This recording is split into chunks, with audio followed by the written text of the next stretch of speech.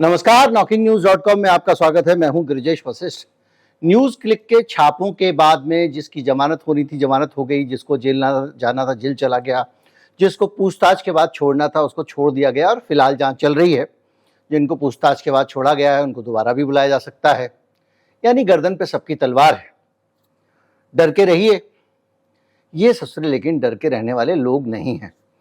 पर ये जो कुछ भारत में हो रहा है इसके कारण क्या 56 इंची का सम्मान दुनिया में बढ़ा है? क्या हमारे देश की प्रतिष्ठा बढ़ी है? क्या हमारे देश की शान में चार चांद लग गए हैं? क्या देश की प्रतिष्ठा चहु ओर बढ़ गई है?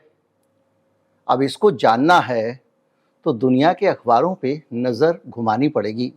हमको देखना पड़ेगा इंटरनेशनल मीडिया इसको कैसे कवरेज दे रहा है और कैसे कवर कर रहा है। आज के वीडियो में हम ज़्यादा कुछ नहीं बात करेंगे, हम यही बात करेंगे कि इंटरनेशनल मीडिया क्या बोल रहा है और ये भी समझेंगे कि ये इंटरनेशनल मीडिया पागल है या हमारे देश के लोग जो इन छापों को सही ठहरा रहे हैं वो पागल हैं। कहीं मत जाइए, चैनल को सब्सक्राइब कर लीजिए। एक एक अखबार ने क्या लिखा है ये बताऊंगा मैं, अभी आया।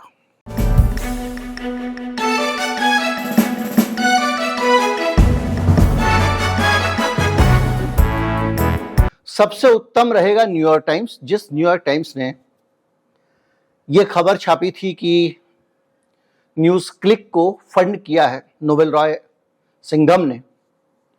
उसी न्यूयॉर्क टाइम्स की अब इन छापेमारियों के बाद में क्या प्रतिक्रिया है इसको समझने की कोशिश करेंगे। और उससे पहले यह भी समझने की कोशिश करेंगे, ये मैं आपको सलाह भी दूंगा सभी को कि न्यूयॉर्क टाइम्स की, वैसे तो मैं अपने वीडियो में तफसील से बता चुका हूं, कि पूरी खबर को पढ़ ले कि न्यूयॉर्क टाइम्स ने क्या लिखा था और यहां पे क्या उसको कहा जा रहा है। चाइनीज फंडिंग शब्द का इतना इस्तेमाल हो रहा है कि जैसे चीन से पैसा आया था। उस खबर में कहीं पे भी चीन से पैसा आने का कोई जिक्र नहीं है। एक आदमी है जो वामपंथी विचारधारा का है, वो बहुत बड़ा उद्योगपति बनता है, अपनी कंपनी बेच देता है। उस पैसे से पूरी दुनिया में जो वामपंथी और लेफ्टिस्ट आइडियोलॉजी के लिए काम करने वाले लोग हैं, जो प्रोग्रेसिव आइडियोलॉजी के लिए काम करने वाले लोग हैं, उन सब लोगों को, जो मानवतावादी हैं, मानवाधिकारवादी हैं, जो महिला समानता वाले हैं, जो विश्व में युद्ध नहीं चाहते हैं, जो तनाव नहीं चाहते हैं, शीत युद्ध नहीं चाहते हैं, जो चाहते हैं सारे देश के लोग शांति से रहें, कम से कम पूरी दुनिया की जो सरकारें शांति से नहीं रहती हैं तो जनता की जिंदगी ही नरक करती हैं, ये बात सही है। तो ऐसा मानने वाले जितने भी लोग हैं उसके लिए इसने एक संस्था बनाई हुई है, वो लोगों को पैसे देती है। संस्था अमेरिकी है, चाइना से कोई मतलब नहीं है।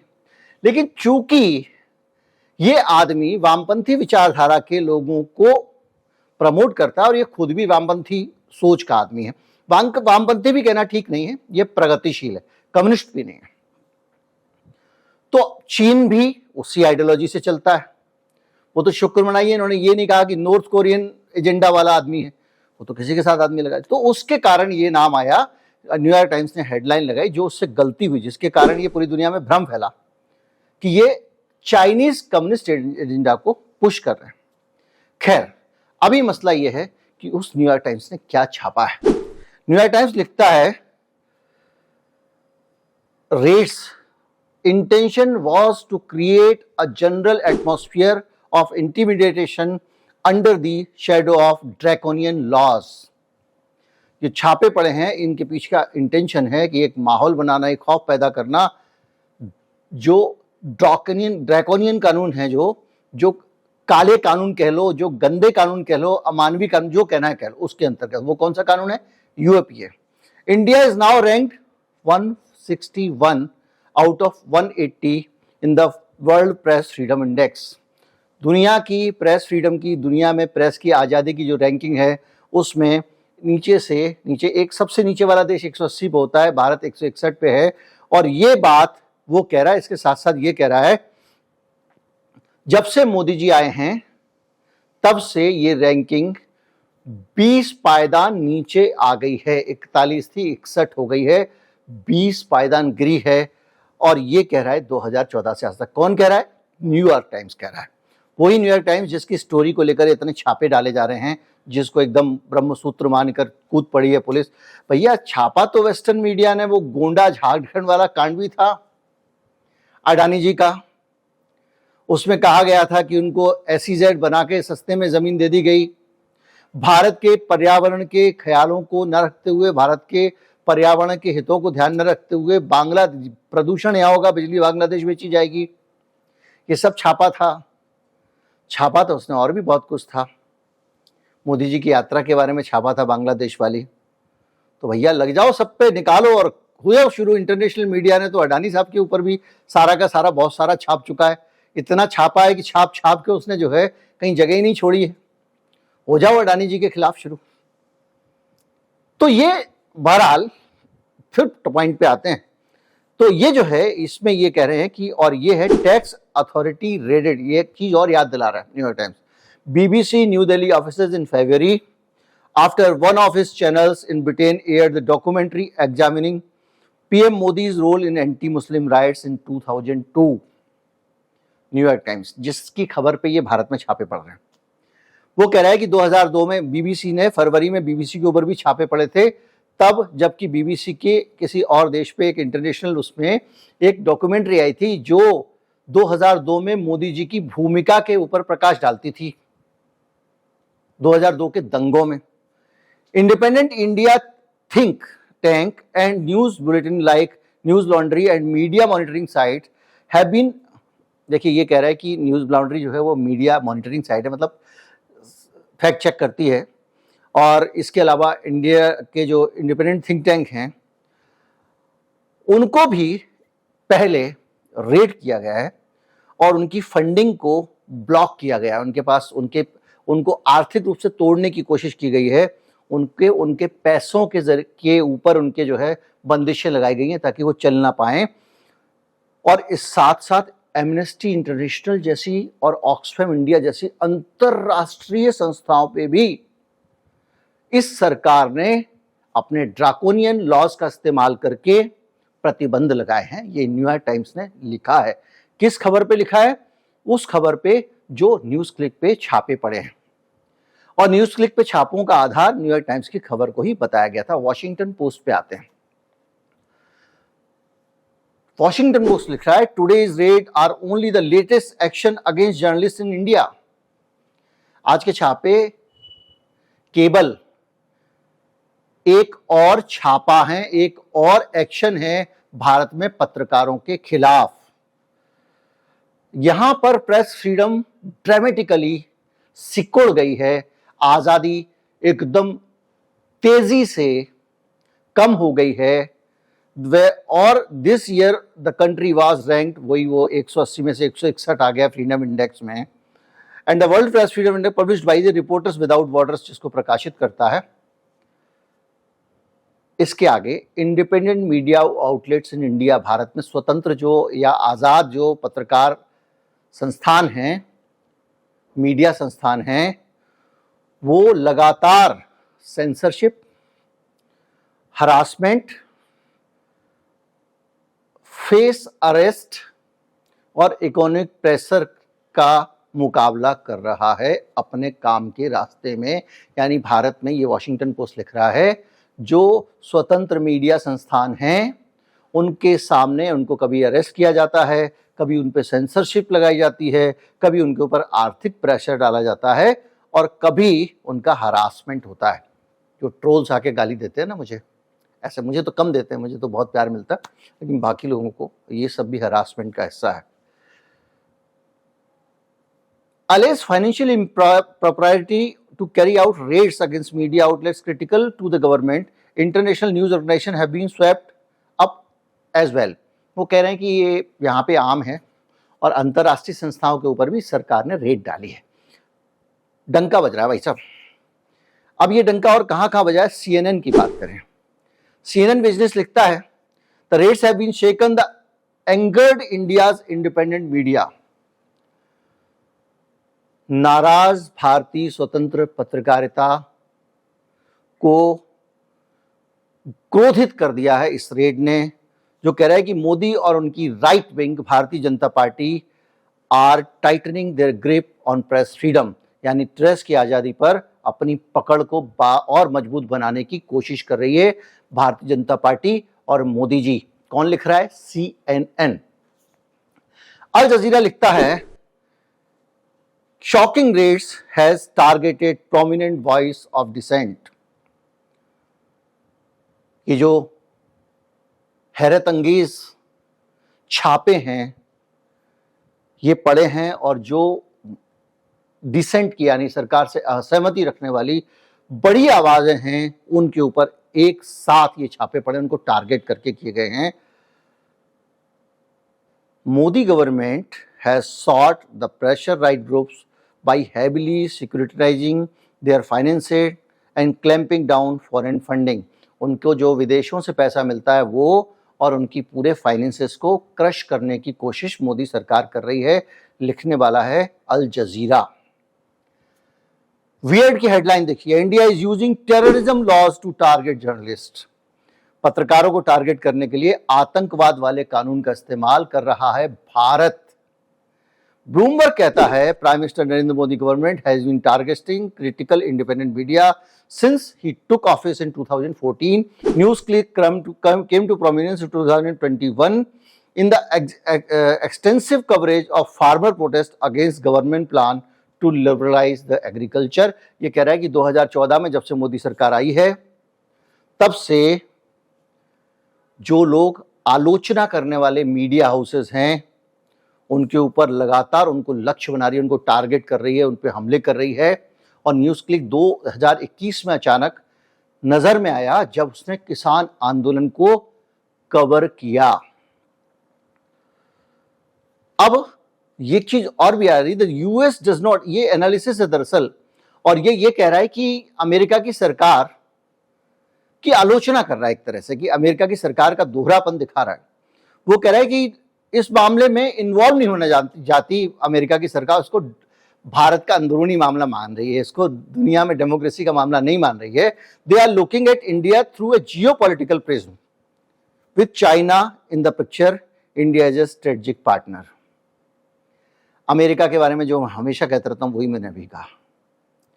अमेरिका के बारे में ये लिख रहे हैं कि अमेरिका भारत के इस मामले में अपने उस चश्मे से देख रही है जिस चश्मे से देखने से वो चीन को टारगेट कर रही है और भारत को एक पार्टनर के तौर पर देखती है। यानी वो भारत में क्या सही हो रहा है क्या गलत हो रहा है इस पर कुछ बोलना नहीं चाहती है। क्यों नहीं बोलना चाहता अमेरिका? क्योंकि उसको लगता है चीन के साथ जो उसको खेल करना है उसमें भारत साथ आने वाला है।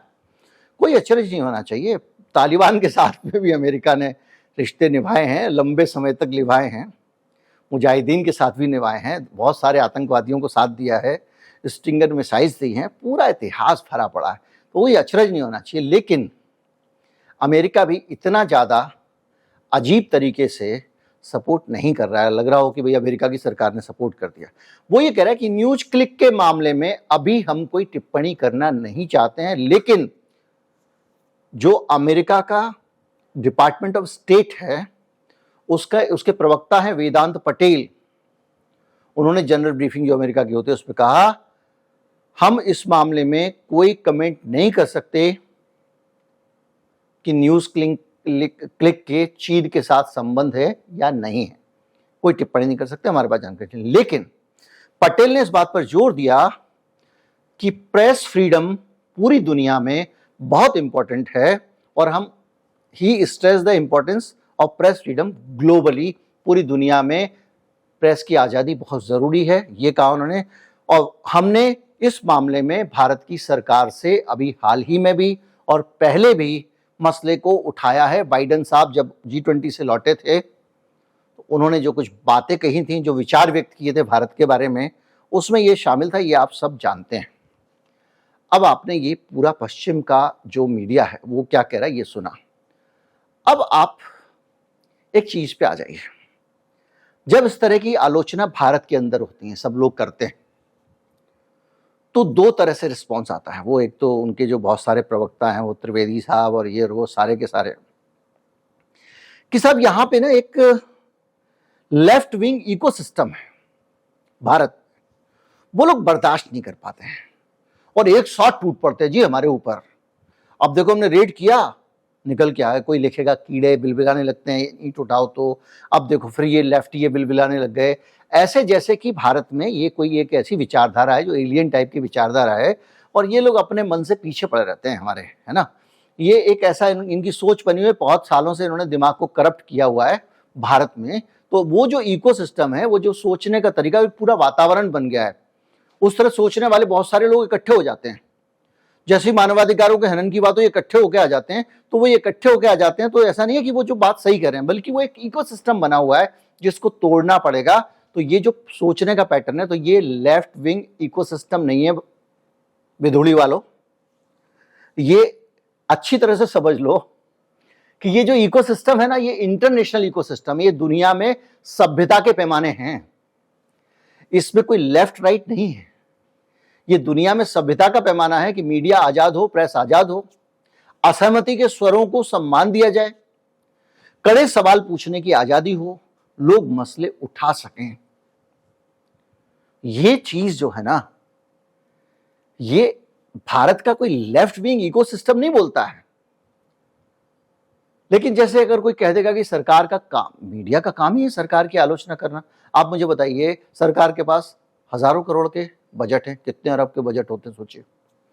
इसके बाद सरकार सारे पीएसयू इधर उधर से जो पैसे लगा के सरकार का प्रचार, हमारे आज के युग में नेताजी का फोटो लगातार। मैंने आपको दूसरे चैनल पे जो वीडियोस में मैंने बताया कि किस तरह से पूरा रेलवे का सीनियर मैनेजमेंट टूट पड़ा था और पूरा मीडिया, गोदी media Anand Vihar railway station पे पहुंच गया था कि राहुल गांधी के खिलाफ कोई एक कुली कुछ कह दे तो ये जो कुलियों से मिले हैं राहुल गांधी, इसकी हवा निकालने में आसानी हो जाएगी। ये सरकार का काम है क्या? रेलवे का काम है क्या? रेलवे के लोग इसी की तनख्वाह लेते हैं क्या? लेकिन ये काम चल रहा था। स्टेशन के बहुत सारे वहां काम करने वाले अधिकारी, कर्मचारी कुलियों को मना रहे थे, भाई कुछ बोल दो, थोड़ा सा बोल दो।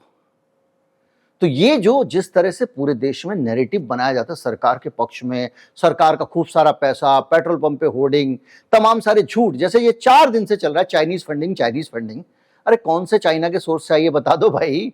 वो तो कह रहे सारे पैसे हमारे अकाउंट में ही आए हैं, तो बता दो कौन से चाइना से आए। अब अमेरिका का आदमी पैसे दे रहा है, अमेरिका की सरकार उसको टैक्स में छूट भी देती है क्योंकि अच्छे काम कर रहा है, वो नॉन प्रॉफिट ऑर्गेनाइजेशन है, और उसको कह रहे हैं कि ये चाइनीज फंडिंग है। खैर, तो ये जो पूरा का पूरा प्रोपेगेंडा सरकार और सरकार में बैठी पार्टी के पास में बहुत सारा धन है, सरकार के पास धन है, विज्ञापन दे सकती है तो मीडिया को भी अपने काबू कर सकती है, ताकत से भी काबू कर लेती है। अब आप सोच लीजिए कि अगर ये जिस तरह से ये पत्रकार कल उठाए गए हैं, इस तरह से अगर इंडिया टुडे के मालिक को उठा के ले जाए 70-75 साल के बुढ़ापे में, क्या ये अफोर्ड कर सकती है उनकी बिटिया? जाहिर बात है डर के मारे भैया सरकार जो कहे वो चला दो, यही करेंगे ना। और अब इसमें कुछ छिपा दबा नहीं रहा है, ये जो खुल के चीजें आ रही। तो ऐसी स्थिति में कौन होगा जो जनता की बात करेगा सरकार के खिलाफ? सरकार कुछ गलत कर रही है उसके बारे में कौन बोलेगा? जैसे पेट्रोल है, पेट्रोल का दाम आपने इतने समय से सस्ता सस्ता तेल हो गया, आपने कम ही नहीं किया। अब चुनाव आ रहा है तो आप सिलेंडर पे 200 रुपए कम करने की बात कर रहे हो, वो भी हेडलाइन तोड़ मरोड़ के बनाई गई है। लेकिन भाई साहब, इलेक्शन के टाइम पे कम क्यों किया आपने? जब पहले से सस्ता हो रहा था तब क्यों नहीं किया? इतने समय तक कि आप जनता को लूटते रहे, अब उनको उनका ड्यू दे रहे हो। तो इस सवाल कौन पूछेगा भाई? जनता से जुड़े हुए सवाल कौन पूछेगा? बिजली, पानी, खड़ंजे की बात कौन करेगा? सरकार की निष्क्रियता की बात कौन करेगा? जन विरोधी नीतियों की बात कौन करेगा? किसानों को अगर किसान कानून के जरिए बर्बाद किया जाने वाला है और अगर ये पक्ष है, गलत सही कुछ भी हो सकता है, उसको कौन उठाएगा? अल्पसंख्यकों पे अत्याचार की बातें कौन करेगा? दलितों पे अत्याचार की बातें कौन करेगा? तो मीडिया ही तो करेगा ना। लेकिन जब आप ये कहते हो कि ये काम मीडिया का काम है, सरकार की गलत नीतियों पे सवाल उठाना, सरकार के खिलाफ बोलना, तो कहा जाता है कि ये लेफ्ट विंग इकोसिस्टम है, उनकी सोच है। नहीं तो सबको सरकार का भोंपू बन जाना चाहिए। तो ये एक समझने की जरूरत है कि ये पूरे जो बैठे हुए हैं पूरी दुनिया भर में, ये सब अमेरिकन मीडिया है इसमें ज्यादातर। तो अमेरिकन क्या लेफ्ट विंग इकोसिस्टम के लोग हैं? अमेरिका तो लेफ्ट और कम्युनिस्टों से वैसे ही खार खाने वाला देश है, उनको मिटाने के लिए वो कितना भी पैसा खर्च कर सकता है। तो ये कोई विंग इकोसिस्टम नहीं है भैया, ये सभ्यता के पैमाने हैं। और कुछ लोग इन सभ्यता के पैमानों को अपने खिलाफ एक नैरेटिव समझ के या नैरेटिव बता के अपनी बुराइयों को छिपाने की कोशिश करते हैं। उम्मीद करता हूं कि अब आप समझ पाए होंगे कि पूरी दुनिया में डंका कैसा बज रहा है। दोस्तों को भी बता दें, वीडियो फॉरवर्ड करते हैं। नमस्कार, जय हिंद।